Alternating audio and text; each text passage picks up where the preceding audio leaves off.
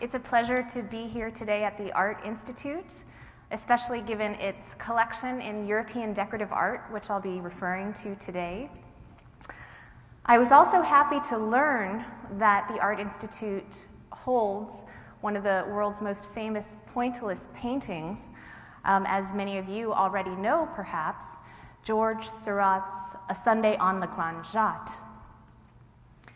This portrait of 19th century leisure is replete with all walks of life: soldiers, musicians, sportsmen, families, lovers. It also includes an often overlooked detail: a pet monkey on a leash next to a bounding little pug dog. Not only do they resemble each other in shape and size, but there's a certain affinity between the sensuous poof of the lady's train, the monkey's raised haunch, and the curly cues of monkey and pugtail. The curves suggest an intimacy between pug, monkey, and lady, and an ever so slight breach of propriety, despite the lady's upright, corseted poise. There's a long history, in fact, of pugs and monkeys being imported to Europe as exotic pets. Today I'll be focusing more on the history of the pug and how the small pet dog emerged as a commodity that was linked to a spectrum of other commodities and art objects importantly influenced by the long-distance trade with China. To what extent did small animals and miniature things mimic Eastern art and shape Western tastes for luxury in the 1600s and 1700s? And to what extent did seemingly trivial things like lapdog and porcelain collectibles in fact help define intertwined features of life under early capitalism? Features including new ideas about gender, race, technology, and globalization. The tradition in Western art of representing women's penchants for small exotic pets reaches back centuries. The lapdog, for one, was traditionally a lady's companion and signaled her fidelity, her gentility, and rank, as captured by the Renaissance adage, "From her appearance you may infer her character."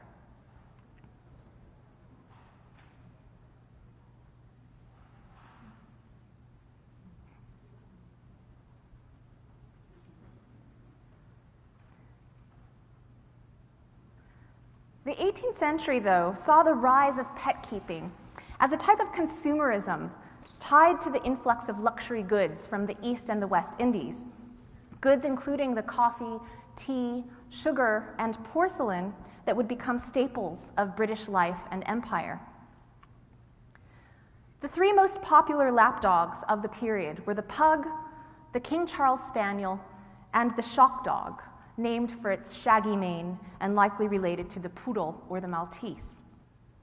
Dog historians have tracked the origins of the pug as well as the King Charles Spaniel to Japan and China, where lapdogs had been in fashion since at least the Tang Dynasty in the 8th century. The King Charles Spaniel is thought to have arrived in England in the 17th century from China or Japan through an imperial exchange of gifts. It's interestingly not listed, to my knowledge, in the East India Company cargo records, though, and one possible reason for this was that it was not included under the category of animals, but rather under the heading of toys. Ironically enough, when dog breed organizations were established in the 19th century, the lapdog was officially renamed the toy dog. In Europe, images of silk-garbed ladies accompanied by their pets, jewels, and often even African or Turkish servants or slaves conveyed their social standing. Increasingly, these portraits also signaled their self-indulgence or being distracted from more proper objects of desire, namely husband and family. For instance, the character of Lady Bartram from Jane Austen's novel Mansfield Park is described as thinking more of her pug than her children. Women were thought to be so consumed by their love of their pets that they might lose track altogether of the value of men and companionate marriage. Even a short selection of the poems and short essays from the early 1700s reveals the popularity of the topic of ladies' excessive attachments to their lapdogs. Titles have a small range, actually, from The Character of a Lady's Lapdog in 1702, to On a Lady Bewailing the Loss of Her Lapdog from 1736. Some 100 elegies and epitaphs to pets were composed over the course of the 18th century, many in the form of the mock elegy, itself a diminutive literary genre. What we see over the course of the decades is a shift in genre from male narrators imagining female longing for their dogs to the text being written from the perspective of the little dog itself. The dog functions as an intermediary figure. Due to its small size, it has heightened access to and awareness of both male and female, public and private spheres. In the poetry of the early 1700s, the miniature dog is a vehicle for the jealous beau to express his own fantasy of gaining erotic access to the female body, especially her lap and her lips. The man wishes to change places with the little creature that gets more lap time and kisses than he. Consider the first stanza of the ballad poem, An Epitaph Upon My Lady M's Lapdog. Beneath this stone, ah, woeful case, poor little Doxy lies, who once possessed a warmer place between his lady's eyes. In another poem, John Gay's An Elegy on a Lapdog, a jealous male speaker presumes to empathize with a lady's grief over her dog's death, but he does so by way of itemizing and visually fragmenting her body in the mode of a Petrarchan blazon. Thy wretched fingers now no more shall deck and tie the favorite riband round his neck. No more thy hand shall smooth his glossy hair and comb the wavings of his pendant ear. The body parts of the woman and the dog, fingers, neck, hand, hair, ear, are further intertwined with her fashion accessories when he writes, Methinks I see her, frantic with despair, her streaming eyes, wrung hands, and flowing hair, her Mechlin pinners rent the floor bestrow, and her torn fan gives real signs of woe. The Flemish lace hair ornaments and the torn fan are foreign accessories stripped from her body. They reflect the woman's disordered state of mind. While an elegy usually attempts to preserve the memory of a loved one, here the mocked death of the dog becomes a way to liberate the woman from her addiction to improper objects of affection, dog, and fashion accessories. One of the effects of the poem's alternating lists of body parts, human and animal, is a certain equivalence drawn between animate and inanimate things. The hair, pinners, and fan act as signs of woe. They seem to speak for the woman, and they assume a special status as things with lives of their own. According to the philosopher Bill Brown, the thing names less an object than a particular subject-object relation. In other words, we assume objects are definable according to certain fixed qualities. A table is a flat surface resting on a number of legs. The word object presumes a tangible and independent essence. A thing, however, can be understood through interaction, what we make of it and what it makes of us. How do things determine human actions, behaviors, and identities? How do things act upon people? As Brown writes, the thing seems to name the object just as it is, even as it names something else. You can see here in this painting by the American artist Rufus Hathaway, The Lady and Her Pets, the way that objects interact. There's no dog in the picture, but we can see how her pets are displayed as one of a number of adornments, including feathers, fan, and brooch. That she has a pet bird and wears bird feathers in her headdress only accentuates the idea that the bird is a commodity that helps make up the lady. By consuming an array of objects, she becomes object-like herself.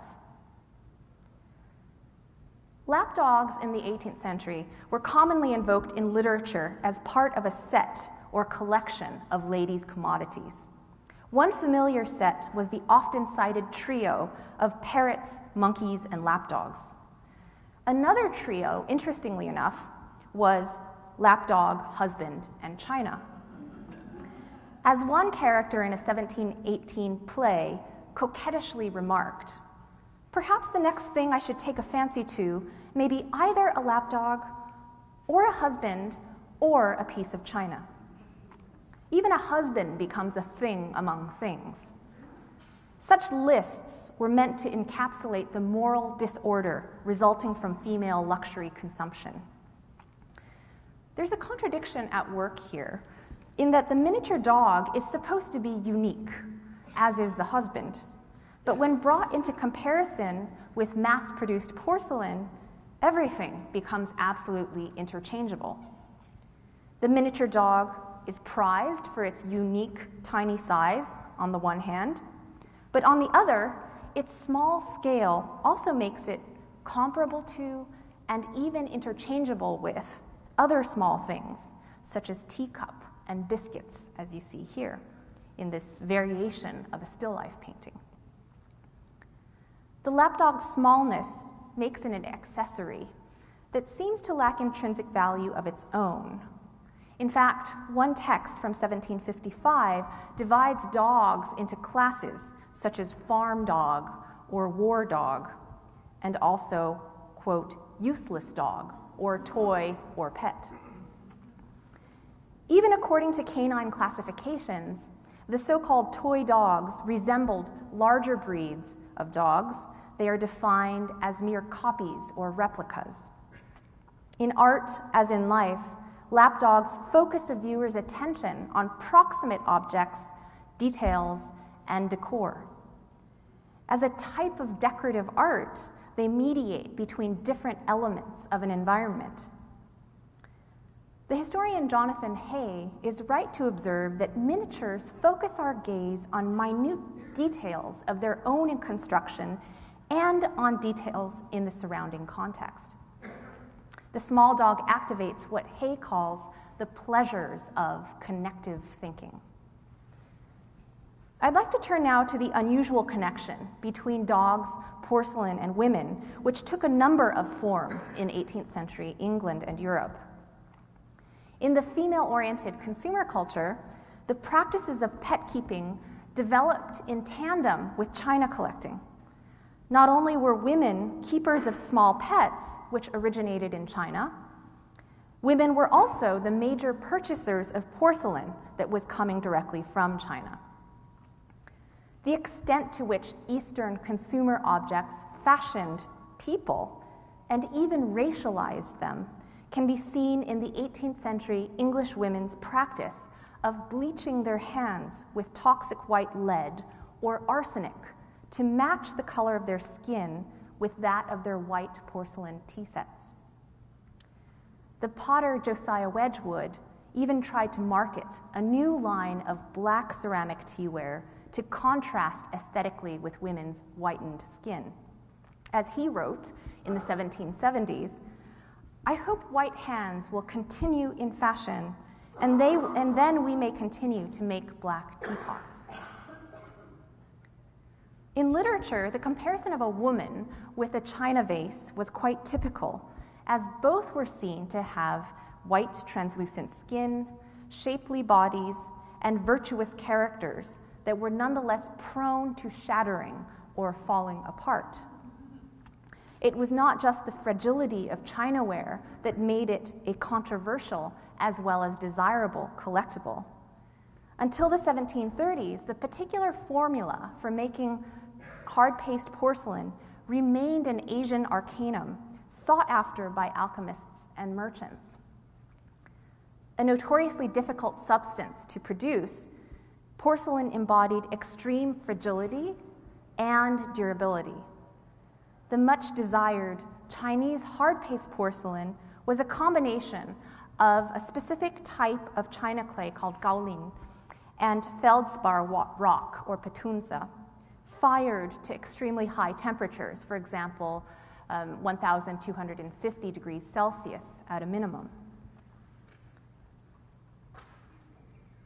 Chinese porcelain derived from what are called fat clays, plastic in the sense of being able to fuse under high temperatures and be molded into specific shapes without cracking. English factories like the Chelsea Porcelain Factory specialized in soft paste imitations of Chinese hard paste, and they were limited in colors that could withstand the heat of glaze firing. These earlier English porcelains were considered unplastic because the clays were likely to collapse under fire. And in researching porcelain production, I became very interested in this quality of plasticity, as I noticed that it pertained to shaping life in aesthetic as well as animal or biological form. For example, animal breeding is often described in the language of craftsmanship, as in this passage I'll read from a 19th century toy dog breeding manual. Quote, "The dog is so plastic in the hands of the breeder that it takes but few years before a more perfect dog is produced, combining the best points of different strains." In the 1600s and 1700s, porcelain production and dog breed production were both mysterious artisanal processes. Both were deemed delicate, yet impressively resilient substances, and both were even thought to originate from being laboriously shaped by the earth itself. For years, it was thought by Jesuit missionaries and other travelers that porcelain was produced from burying the clay underground for a lengthy gestation period. And certain breeds of little dogs were described as, quote, "made so by art as enclosing their bodies in the earth when they are whelps." Dogs were, by the 18th century, being bred selectively for pedigree and praised for their amenability to being shaped into different forms. In the canine classification system, toy dogs are considered a diminutive breed, and this is the actual official language of dog breeding, bred for smallness of size. And just to give you a sense of scale, the King Charles Spaniel in 1750, for example, averaged only 6 inches high. Little to begin with, the lapdog was also further miniaturized into porcelain form, and I'd like to turn now to a consideration of the dog as art object. The toy dog was one of many porcelain animal and human figurines made in China and brought to Europe by private traders in the 1700s and earlier. The vogue in Chinese export porcelain dogs featured, not surprisingly, the spaniel and the pug. They were usually sold in pairs to represent male and female, and they could range from several inches to several feet tall. They also derived from the tradition of pairs of Buddhist lions that flanked the sides of Chinese temple entrances. These lions became known in the West as lion dogs or faux dogs, faux being a transliteration for the word for Buddha in Chinese, fo. Europeans thought that lions didn't exist in China, and so the Chinese, they believed, compensated for this lack by using dogs as substitutes or stand-ins for more ferocious creatures. And faux dogs actually became a very popular Chinese export porcelain item in the late 17th century and early 18th century. They were miniaturized into shapes like the incense burners that you see here and collected by English and European households. Small dogs were also modeled in European porcelain factories as a way of demonstrating the ability to imitate Eastern art. Notable sculptor and dog modeler Johann Kendler created an entire line of lifelike animals for Augustus the Strong, the Saxony ruler so obsessed with porcelain. Of the more than 100 models of dogs developed at the famed Meissen porcelain factory in Germany, the first of its kind, 50 models were of pugs, some made on bases and others freestanding. Some of the other most famous and imitated animal figurines included the monkey orchestra, which the Art Institute also holds in its collection, and the Balinese hound. The proliferation of pugs in Germany had to do with their popularity as aristocratic pets, especially in the case of the von Brühl family, who eventually assumed control of the Meissen porcelain factory.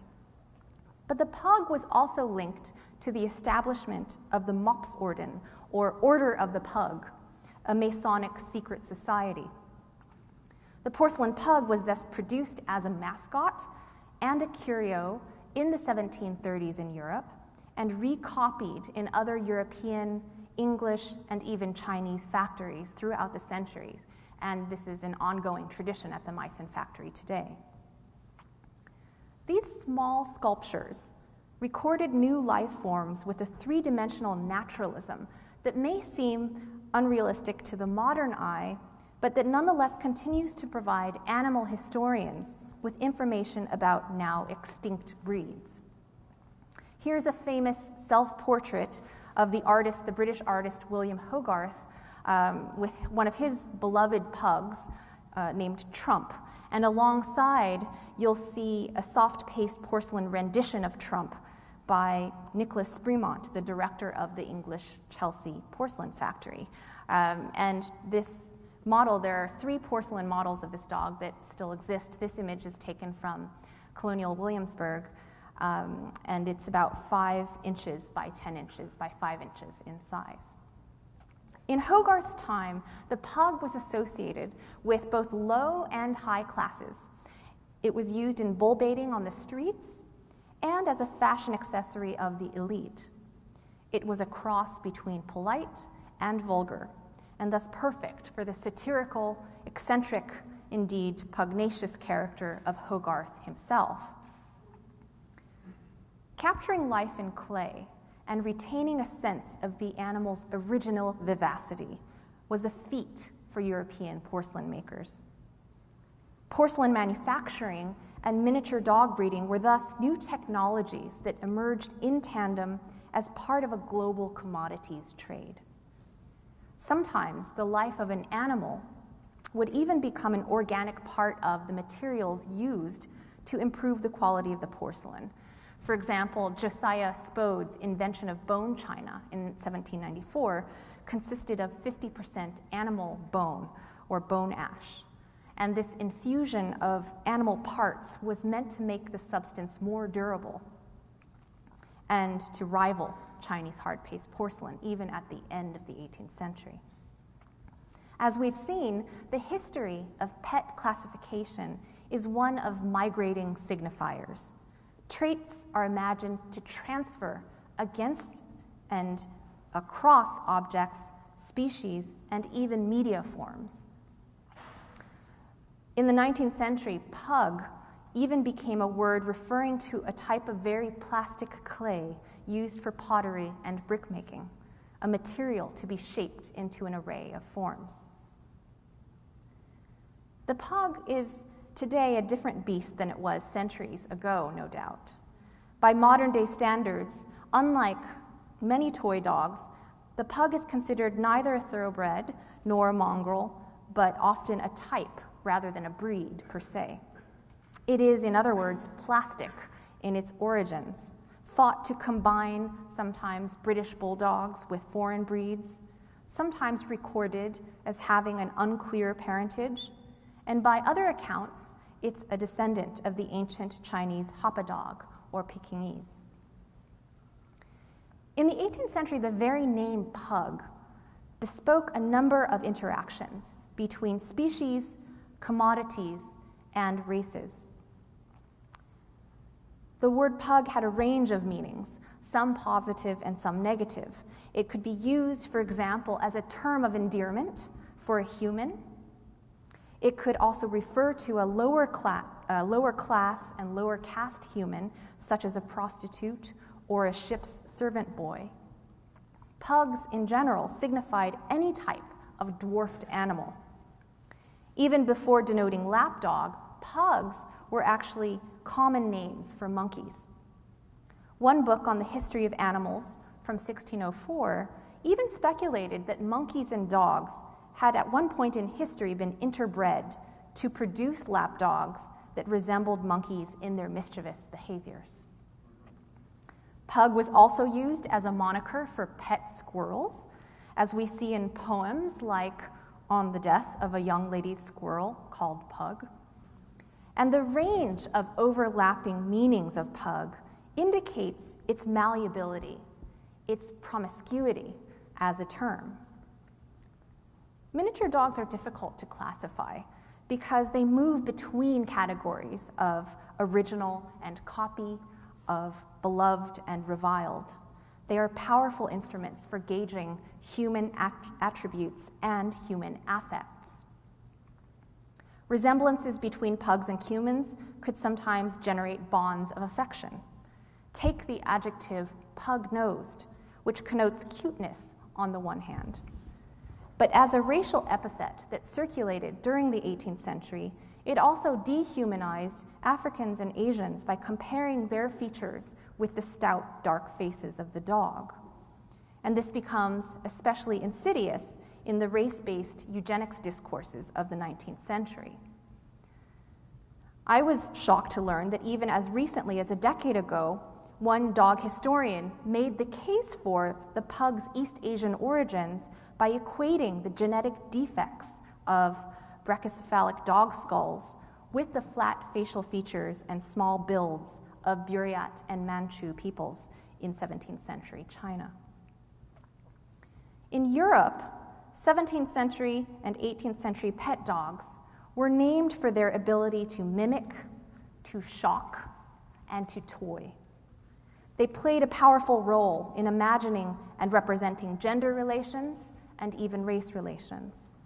They embodied the routes, materials, and techniques of Europe-China exchanges, and the Asian origins of the toy dog, as bred and rendered in art and in life, affords the East a critical role in shaping Western species categorizations and representations of human-animal dynamics.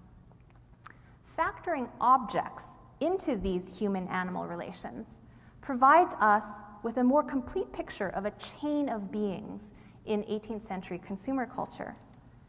We've seen these connections in the art as well as the poetics of classifying miniature dogs and their intimate relations with their own human companions. By tracing the intertwined biographies of the lapdog and Eastern commodity imports, we can better understand then the power of ornament and miniaturization upon innovations in aesthetics as well as ethics. The toy dog, it seems, is far more than mere accessory.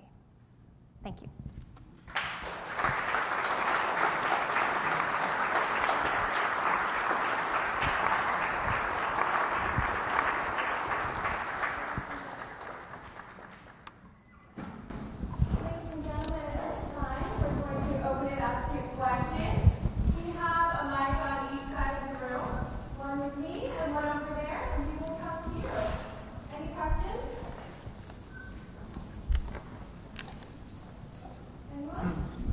I actually have a question for the audience, if that's okay.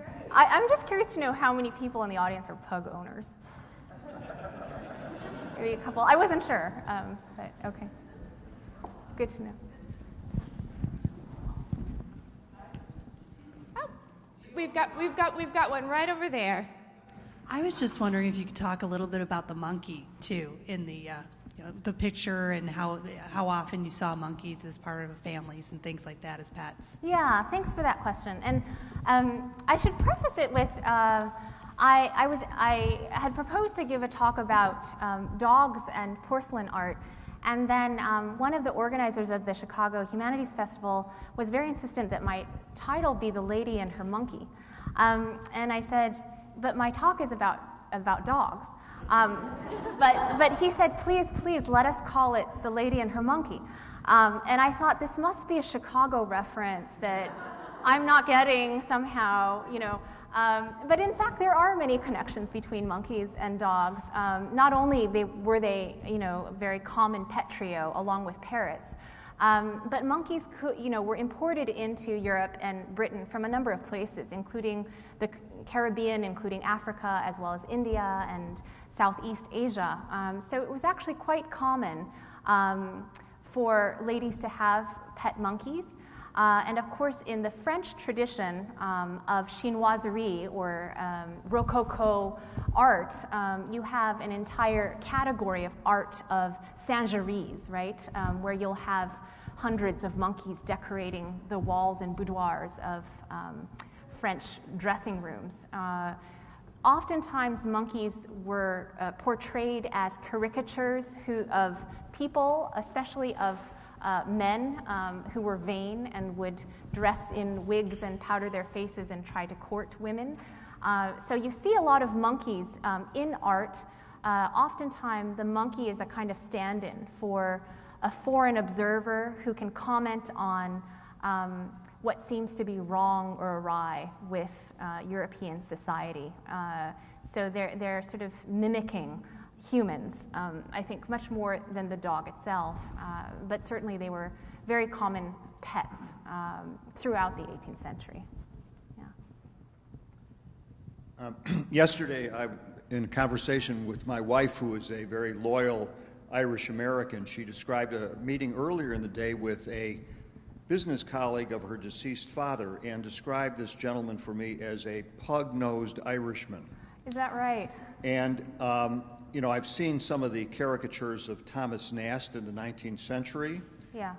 In which the sort of Irish facial structure and what that is sort of depicted in sort of pug-like characters. Is there a greater connection between the sort of pug look and the Irish than with other nationalities?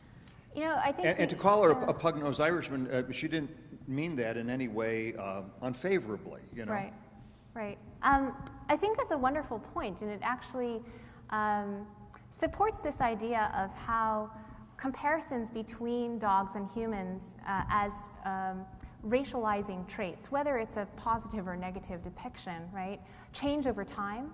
And they can move or migrate between different groups of people, right? So I think it would be very interesting to know, etymologically at least, whether there's a history to Irish being associated with pugs. It's something that I myself don't know. But I would want to know if and when this emerges as a comparison, how it maps onto histories of migration, of Irish from one place to another, for example, into the U.S. From the British Isles. Because, as I mentioned, in the 18th century, which is different than the 19th century, pugs were both sort of loved and reviled, right, as that which was lowly, but that which was also a kind of delicacy. So they really vacillate between considered cute and considered ugly. Right? So that epithet of pug-nosed that can be an insult, as well as maybe a neutral term or something that's more complimentary, I think actually speaks to how we need to think about animal-human relations always in terms of more than just two sides of the story, right? That these meanings change over time and that they're very much affected by politics and by other factors, even such as object relations with humans. Thanks for that comment. I think she's going to bring you a microphone. Thank you. I thought your talk was wonderful. The title sent me off in a different direction initially because of the monkey. Yeah. And I was thinking, and perhaps you can help me with the sweep of history from monkey, the journey to the West. Oh, okay. You're speaking about a Chinese literary classic. And of course, you know, I don't specialize in Chinese literature of that period, but did you have something specific in mind about the use of the monkey? What the monkey was symbolizing then, and as you suggested in Europe, the Western world later. Yeah. Well, what's interesting is if you look to the significance from what I know of monkeys within Chinese culture, even within the Chinese zodiac system, they have strikingly similar symbolic meaning to monkeys in the West, which have to do with their wit and curiosity and the sharpness of their intelligence. And so I think it's no coincidence that in this particular Chinese literature, that the animal figure chosen to move to the West and to be a kind of adventurer or curious spirit is the monkey, right? Because it's often also linked to, right, something that's a kind of lesser form of a human and has more, in some ways, more acuity than human beings. So there's a farcical element there too, of course, of saying monkeys are smarter than humans themselves, along with something of subordinating the monkey to the human. Yeah.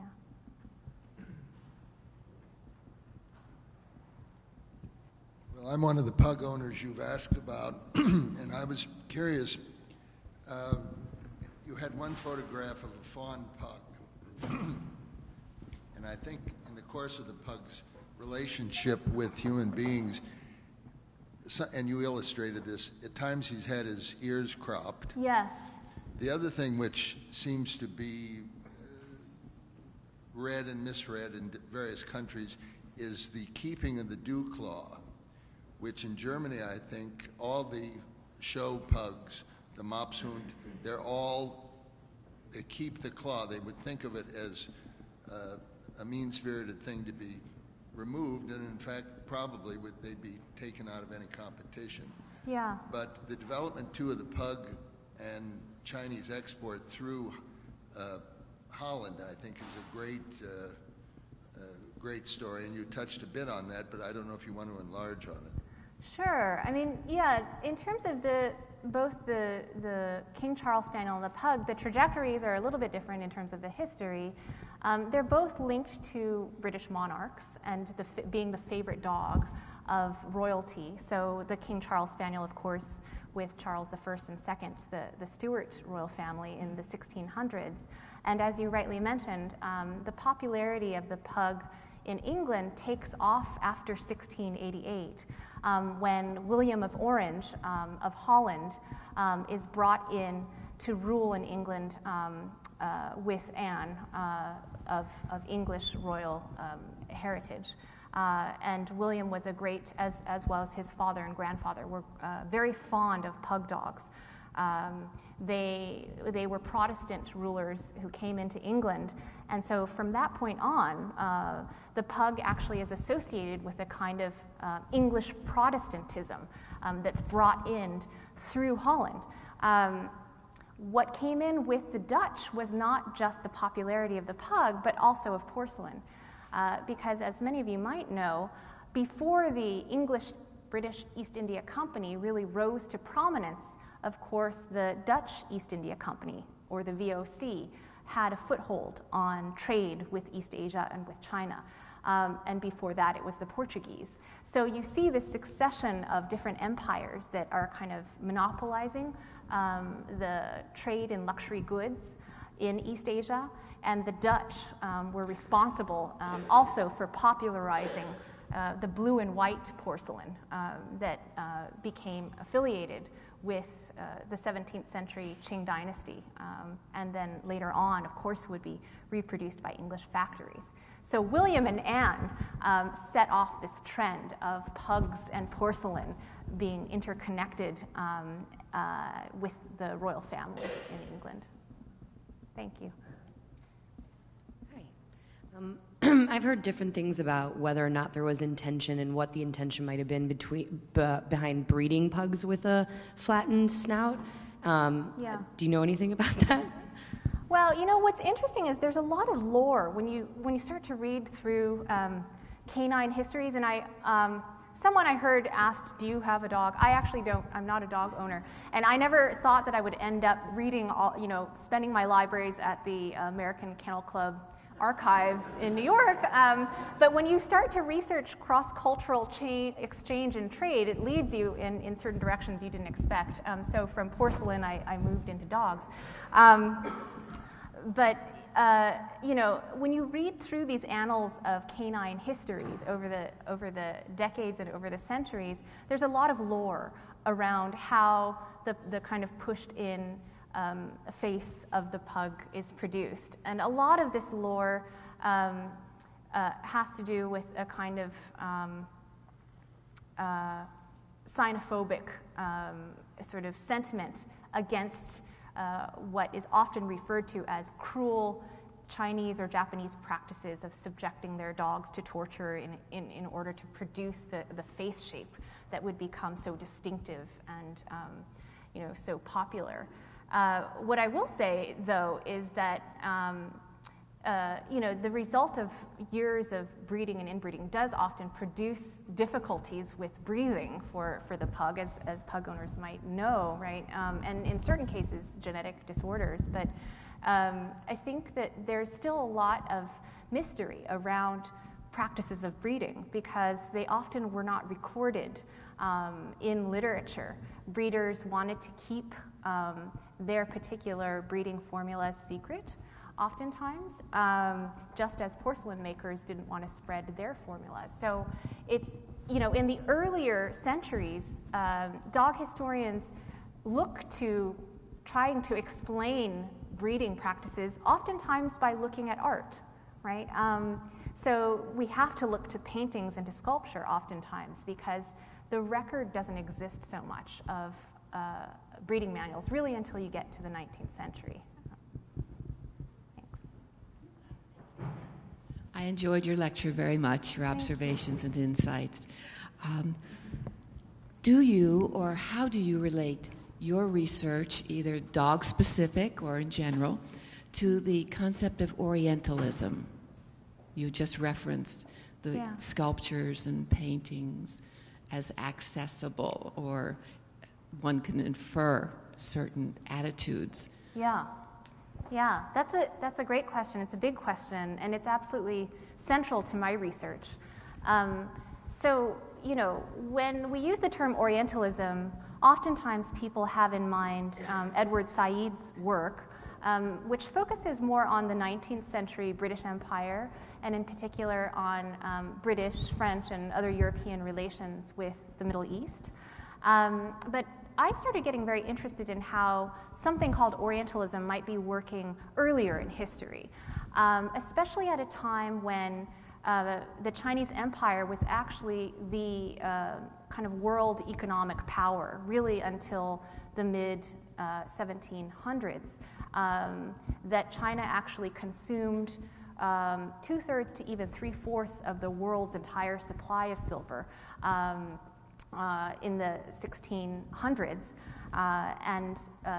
This silver, of course, was being mined in the Americas, in what we now know of as Mexico and Peru, but it was being shipped in large quantities, either via the Manila galleon trade from Acapulco to the Philippines, or actually across the Atlantic, for example, to Spain and England, and then shipped all the way to China.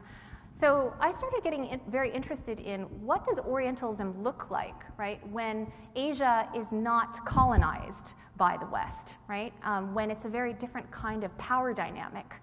And what I've found is that there was a tremendous ambivalence toward China in particular in the 18th century, because on the one hand, China was seen as a very ancient civilization.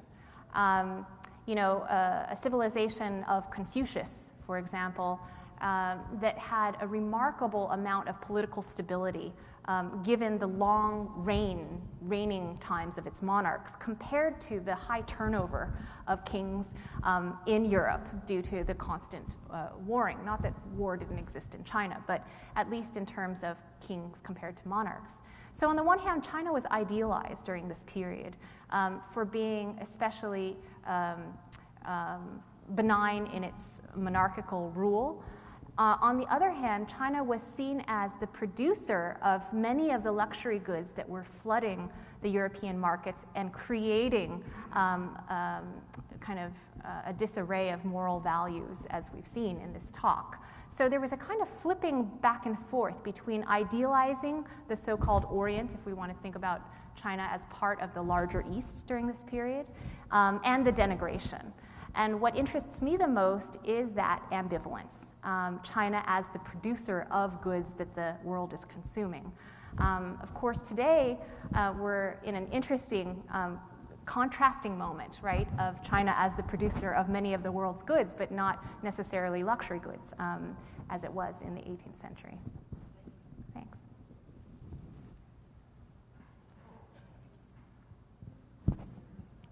Hi. Hi.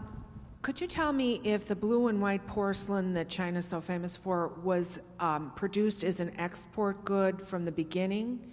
And if it was, what was the mechanism that made it such a popular commodity that other people copied it? Yeah, that's a great question.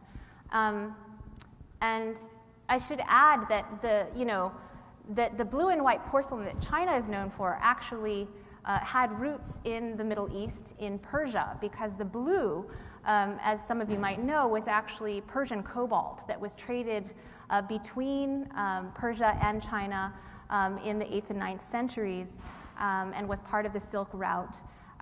So there's a lot of Islamic influence, actually, not only in the color scheme of the blue and the white, but also in the designs when you look at some of the ornate patterns of scrolling flowers and other motifs, tulips, for example. So blue and white porcelain was produced for a domestic Chinese market, not only for export. It was actually very popular.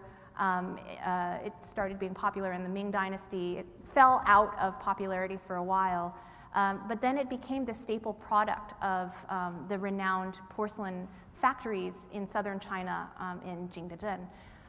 So from that point on, there was both a domestic market and an export market that began really with the Portuguese starting to enter into Chinese trade routes. The question of why Europeans became so obsessed with the blue and white, I don't know that there's a good answer for that. It's a very complicated question about why it is that certain fashions take off and then have a long life, after the fact.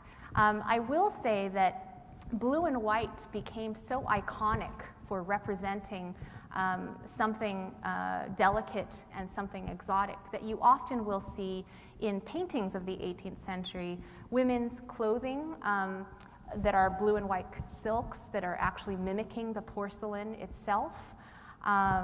You will often see blue and white paired with black and gold, which was the color scheme of Japanese and Chinese lacquerware that was also being exported. It's another great example of a commodity that was desired within Asia and then took on its own kind of export life.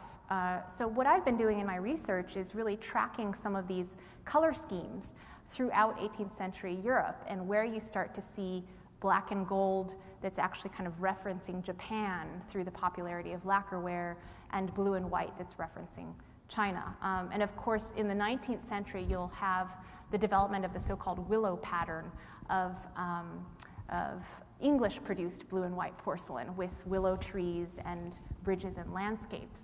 By that point, it really starts to take on its own kind of national identity, even separate from China itself, because blue and white becomes such a big part of the aesthetic vocabulary. Thanks. And we have time for one more question. I have a gender question. Great, thank you. I find it fascinating that porcelain was originally collected by French monarchs, and they had porcelain rooms, Yes. and they were men, and eventually became porcelain, and China became under the purview of a woman's dowry, and today mostly women buy porcelain. And you spoke of pugs being the decorative accessories for wealthy women in the 18th century.